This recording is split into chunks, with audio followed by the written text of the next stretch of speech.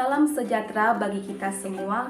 Perkenalkan, nama saya Asrida Zendrate dengan NIM 22103003 dari Prodi Sosiologi.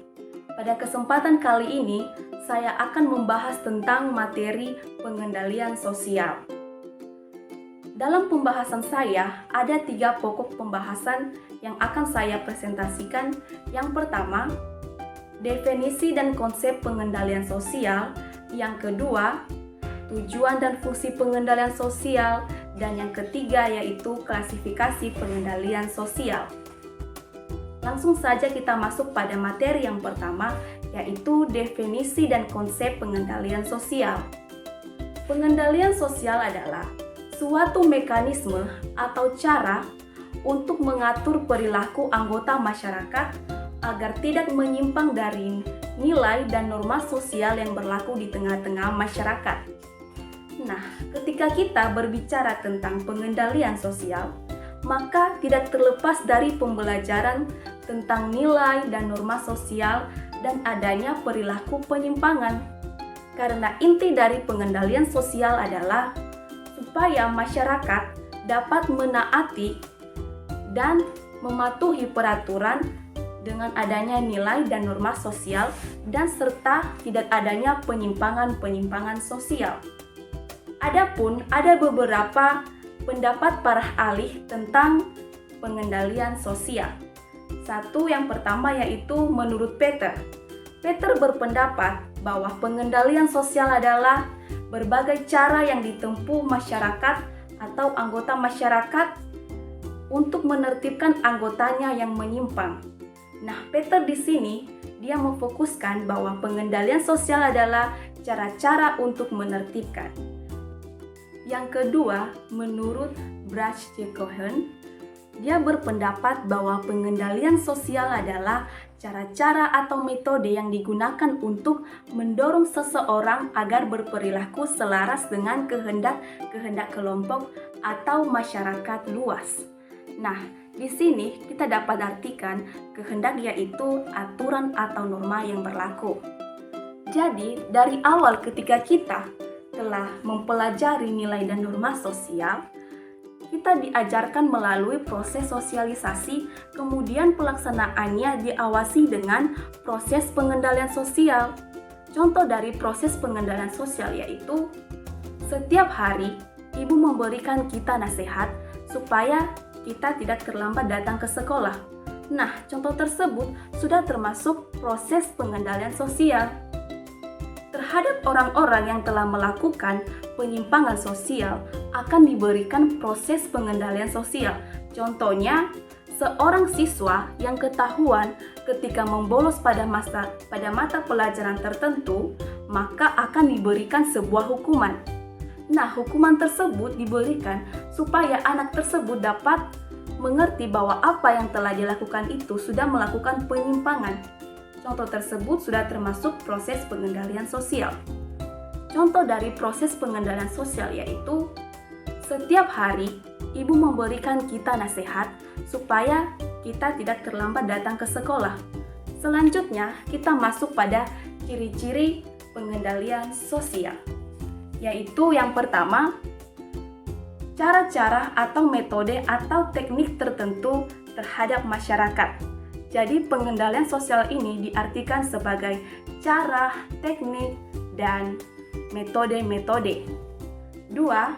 Yang kedua dapat dilakukan oleh suatu kelompok terhadap kelompok lain atau kelompok lain terhadap individu.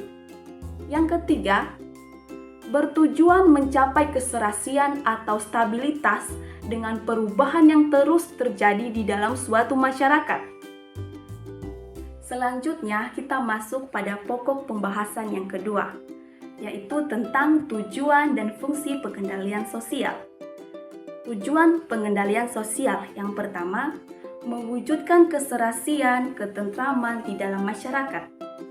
Maksudnya di sini, pengendalian sosial berupaya untuk mengontrol perilaku masyarakat supaya tidak menyimpang terhadap nilai dan norma, sehingga terciptanyalah ketentraman, keserasian di dalam suatu masyarakat.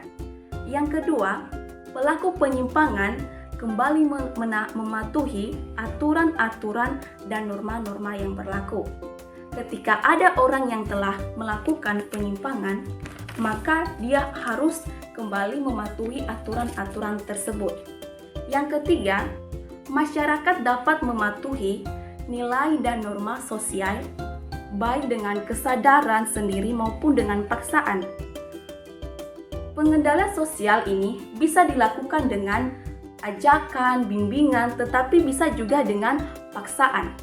Yang keempat, pelaku menyadari kesalahannya dan memperbaiki tingkah lakunya. Nah, bagi pelaku penyimpangan, ketika dilakukan pengendalian sosial, diharapkan dia sadar apa yang telah dilakukan itu sudah salah. Selanjutnya kita masuk pada fungsi pengendalian sosial. Yang pertama, yaitu mempertebal keyakinan masyarakat terhadap nilai dan norma sosial.